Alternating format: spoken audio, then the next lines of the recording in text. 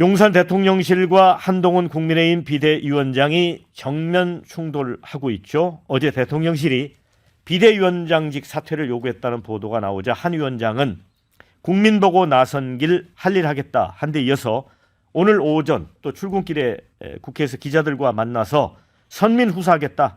제 임기는 총선 이후까지다. 사퇴 의사가 없음을 분명히 못 박았습니다. 자, 오늘 윤 대통령이 오전 10시에 이제 5번째 민생 토론회가 예정이 돼 있었는데 불참을 했습니다. 감기 증상이 심해서 민폐를 끼칠 것 같다. 이 대통령실의 설명인데 때가 때인지라 이게 양측의 충돌 영향 때문 아닌가 이런 또 해석들도 나오고 있습니다. 자, 한 위원장 사퇴 요구의 주요 원인은 결국 김건희 여사 문제에 대한 갈등이 핵심 아니냐 이런 좀 분석들이 많이 나옵니다. 취임 전에 명품백 의혹에 대해서 한 비대위원장은 정치 공작이다. 기자들에게 민주당에서 질문하라고 시켰냐 이렇게 했었는데 지난 18일 기본적으로는 함정 몰래카메라 사건이다 라고 하면서도 분명히 국민들이 걱정하실 만한 부분이 있었다. 이튿날에도 국민 눈높이에서 생각할 문제라며 입장의 변화가 감지가 됐습니다. 물론 대통령실은 공식적인 이유로 공천 논란을 꼽았습니다. 윤 대통령이 한 위원장 지지를 철회했다는 보도에 대해 공정하고 투명한 공천 시스템에 대한 대통령의 강력한 철학을 표한 것이다 이렇게 밝혔죠. 지난 17일 서울시당 신년 인사회에서 한 위원장이 김경률 비대위원을 마포울 출마자로 이제 깜짝 소개를 했을 때부터 대통령실은 우려를 표명한 바 있습니다. 전략 공천이 필요하다면 특혜 논란을 원천 차단하며 원칙과 기준을 세우고 지역 등을 선정해야 할 것이다. 이렇게 했는데 그러나 이 역시 김경률 비대위원이 연일 김 여사를 공격한 게 대통령실 반발을 불렀다는 관측이 나옵니다. 특히 윤 대통령과 김 여사의 사과를 요구하며 프랑스 혁명이 왜 일어났을까? 마리 앙뚜아네트의 사치, 난잡한 사생활이 하나하나 드러나면서 감성이 폭발된 것이라고 한 유튜브의 발언, 이게 대통령실의 강력한 반발을 샀다는 건데요. 자, 20여 년을 이어온 측근 내치겠다는 윤 대통령.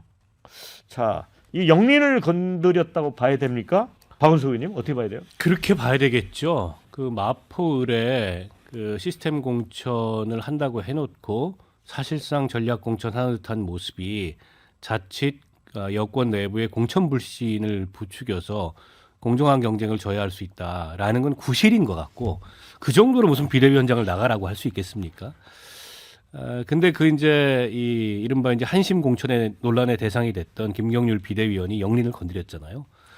근데 사실은 전 김경률 비대위원이 민심을 알기 때문에 그 얘기를 했다고 생각합니다. 결국 김건희 여사 문제에 대한 정면 돌파 없이 이대로 총선 치르기 어렵고 총선 치르면은 수도권 선거는 거의 참패가 예정돼 있는 상황이라는 민심을 정확하게 얘기를 한 거고 한동훈 비대위원장도 취임하기 전에는 이게 이제 공작이다 이런 인식에 머물렀는데 취임하고 나서 전국을 지금 투어하고 있잖아요. 전국을 투어하다 보면 당심도 넓게 접하지만 민심을 접하지 않을 수 없습니다. 그 상황에서 저는 판단이 든 거라고 생각해요. 이 문제에 대한 어떤 조치 없이 총선 치르기 어렵다 때문에 비슷한 맥락의 얘기를 한 거고 그게 신성불가침의 영역을 건드린 거라고 보고요. 근데 저는 다른 거 다 떠나서 이게 뭐 당무 개입이니 상권 분립이니 이런 논란을 떠나서 도대체 윤 대통령이라는 분은 어떤 사람인가 의문을 제기하지 않을 수 없습니다.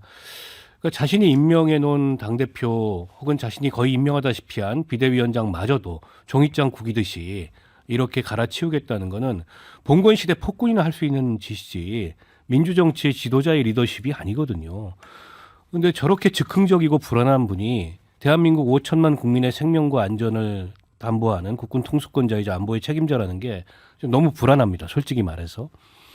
그런데다가 김건희 특검법 거부권 행사하고 또 급기야 여당 대표를 결국에는 부인 방탄에 반기를 든다는 이유로 저렇게 갈아치우겠다는 건 당도 나라도 총선도 헌법도 안중에 없다는 거잖아요. 그러니까 윤 대통령은 본인이 헌법을 위반하고 있다는 거를 잘 인식하지 못하는 것 같아요. 제가 보기엔 명백한 헌법 위반이고 탄핵 사유가 된다고 생각합니다. 이렇게 하면 한동훈 비대위원장이요. 이제 국민 보고 나선 길이니까 할 일을 하겠다. 과연 그럴 수 있을지 사실은 아무 기반 없이 대통령의 신임을 배경으로 비대위원장이 된 건데 자리를 지킬 수 있을지 의문이긴 합니다만 그 말이 진심이라면 본인이 그런 소명의식을 갖고 있다면 국민 대다수가 원하는 김건희 특검법 제1을 받아야 됩니다. 윤 대통령하고 갈라설 각오를 좀 해야 된다 이렇게 봅니다. 네. 자, 정국 교수님. 예. 어떻게 보세요? 그 한동훈 비대위원장이 이른바 용산의 그늘에서 벗어나서 어찌 보면 독립적 행보를 할 수 있을까요? 이 어려움을 넘고. 예, 저는 뭐 할 수 있을 것으로 봅니다. 왜냐하면은 한동훈이 윤석열 중앙지검장 시절에 특수부장이었지만 이 세월이 흘러서 이제 비대위원장이란 말이죠. 그리고 본인이 이제 그 앞으로 살아나갈 길을 생각하면 당연히 그쪽으로 갈 수밖에 없다. 지금 뭐 본인의 또 지지율 잘 나오잖아요. 뭐 이런 등등. 우리가 주식하고 정치는요 꿈을 먹고 삽니다 항상. 주식 항상 무슨 뭐 미래를 보면서 이렇게 꿈을 먹고 사는 건데 지금 보수 진영에 제가 지난주에 말씀드렸지 않습니까? 뭐 굉장히 좌절해 있다가 대통령 지지율이 2년째 안 뜨고 뭐 이재명은 감옥도 안 가고 굉장히 좌절해 있는 상태에서 그 민주당을 판판히 여의도에서 부숴버렸던 한동훈이 등장했다. 제가 백마탄 초인이라고 이렇게 표현을 했는데 제가 그 아부를 하는 그런 표현이 아니고요. 그만큼 보수 진영에서 절실하게 느끼고 있는 이런 사람이 왔을 때 택한 건데 이걸 이제 용산에서 판단을 잘못했다는 거죠. 저는 그 박원석 의원님 말씀에 전적으로 동감하는데 기본적으로 대통령 배우자가 영부인 시절에 명품백을 수수한 문제 이거 제가 지난번 방송에 그랬죠. 두고두고 문제가 될 것이다. 근데 의외로 빨리 왔어요. 의외로 빨리 왔는데 이 인식을 윤석열 대통령은 또 곤혹스러울 겁니다. 아니 이거 뭐 영부인 시절도 아니고 당선인 시절에 뭐 그것도 함정 몰카에 굉장히 억울한 상황인데 이게 또 국민들 눈높이에 생각하면 노무현 대통령이 왜 극단적인 선택을 했습니까? 그런 그 배우자의 그런 그 의혹 이런 등등으로 해서 국민 눈높이가 있고 그걸 쉽게 생각한 거죠. 근데 사실은 이게 김경률이라는 사람을 한동훈 비대위원장이 너무 쉽게 생각해가지고 데려왔는데 저는 좀 사고를 칠 줄 알았어요. 이 용산에 대해서 또 대국민 메시지를 하더라도 좀 세련되고 아주 좀 부드럽게 해야 되는데 너무나 거칠었어요. 앙뚱한테 어쩌고저쩌고. 그리고 김경률이 이 불씨를 지핀 게 아니고요. 이수정 교수입니다. 이수정 교수가 한 이틀 앞서서 그 유세하다가 너무 힘드니까 이거 김건희 여사 문제 반성하고 돌려주면 될 거 아니냐 이런 얘기를 했거든요. 근데 이수정 교수가 누구냐면요. 이분이 민주당에서 배지 준다고 해도 안 간 그런 분입니다. 아주 확고한 소신이 있는 이런 분이 이번에 뛰고 있다가 너무 힘드니까 이런 얘기를 했고 이수정 교수의 남편이 누구냐면 말이죠. 윤석열 대통령하고는 둘도 없는 그 친구입니다. 서울법대 그 친구 동료로서 술 친구고 정말 허심탄회한 얘기인데 이런 그 개인적인 걸 극복하고 말 나왔다는 건 그만큼 중요한 문제인데 인식을 못했다. 그다음에 제가 또 하나 말씀드리고 싶은 거는 어제 그 방법입니다. 대통령이 불쾌함을 그 표출할 수 있어요. 한동훈 네가 이럴 수 있어? 네가 나 때문에 이렇게 큰 건데 네가 날 이럴 수 있어라고 충분히 생각할 수 있는데 비서실장 보내가지고 너 그만둬. 이거는 정말 초등학생도 안 하는 그런 유치한 정치란 말이죠. 이간섭 비서실장이 대통령이 판단을 잘 못하면 본인이 슬기롭게 해야 되는데 대통령 말 듣고 달려간 겁니다. 이게 얼마나 우스운 겁니까? 근데 저는 이간섭 비서실장도 사고를 칠 줄 알았어요. 이분이 정치를 전혀 해본 사람들 아니고요. 산자부 공무원 출신입니다.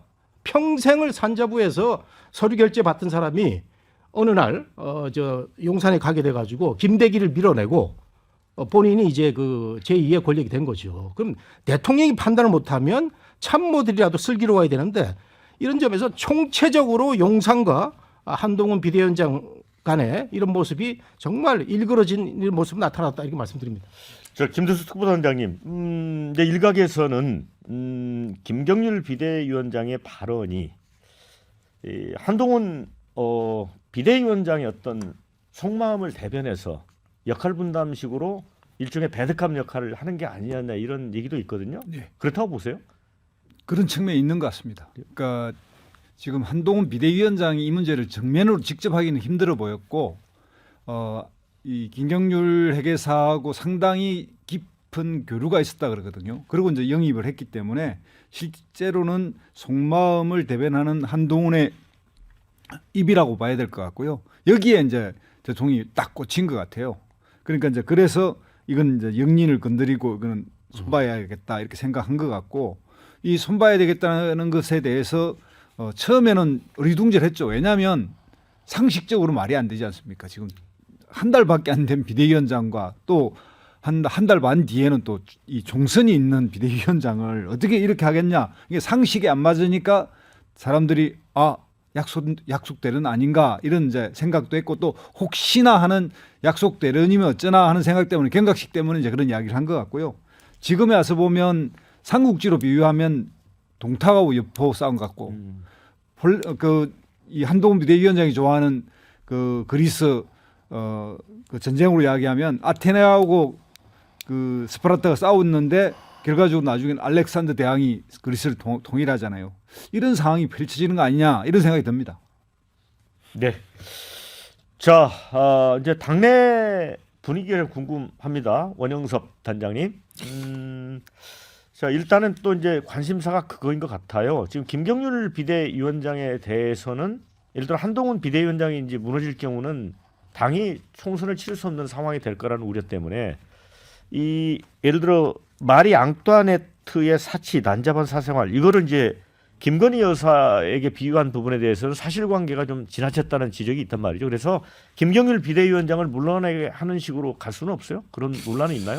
물론 이제 말이 좀 지나치셔가지고 오늘 그 비대위 회의 끝나고 나서도 그 부분에 대해서 조금 조종하는 표현을 하신 것 같아요. 근데 그 큰 맥락에서 보자면 결국 이제 총선을 승리해야 되는 게 그 그 국민의힘의 지상 과제지 않습니까? 그 관계로 보면 김경률 그 회계사가 이야기는 하셨는데 서울 수도권에 지금 예비 후보 달고 뛰는 많은 분들이 비슷한 마음을 가지고 있었습니다, 사실. 그리고 영남에서도 마찬가지예요. 근데 영남에서도 그런 여론이 있지만 뭐 표출을 하지 않은 거는 뭐 그런 여론을 감안해도 당선될 수 있다라고 하는 각 이제 현역 의원들의 그런 생각이 있어가지고 표출이 강하게 일어나지 않았던 거고 하지만 서울 수도권에서는 그게 아니지 않습니까?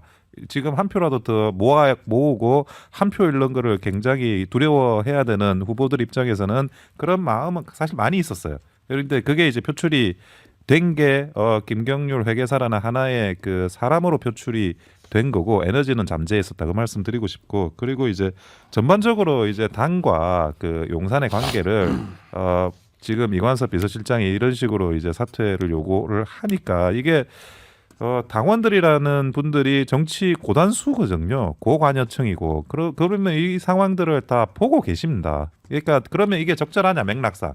근데 줄 세우기 공천이나 이런 걸 명분 삼았다고 하는데 마포리 그 국민의힘한테는 험지입니다. 그렇죠. 전략 공천을 언제든지 하더라도 누가 욕하지 않아요. 그 왜 경선 안 붙였냐고 욕하는 사람 없습니다. 당원들 중에. 그리고 인재 영입을 하는 그 사람을 붐업을 시켜주려고 조금 이렇게 방파레 한번 쳐주는 거는 또 의뢰의 정치판에 있는 거였거든요. 그게 뭐 공간위의 어떤 시스템 룰하고 어긋날 수 있어서 그게 뭐 그런 비판도 부당한 비판은 아닌데 또 다른 측면이 분명히 있는 거기 때문에 이런 거를 명분 삼아서 사실은 사퇴를 요구했다라고 하면 그걸 납득할 수 있는 당원들이 안 계십니다. 그래서 이 부분에 대해서는 조금 더 진상은 뭐 서로 간의 이야기가 달라질 수도 있는 것 같긴 한데 잘 수렴되기를 바라고 있습니다. 네. 앞서 말씀하셨지만 이관섭 비서실장의 이제 사퇴 요구는 이제 조국 전 장관 같은 경우에 명백한 당무 개입으로 처벌 사안이다 이렇게 주장을 했습니다.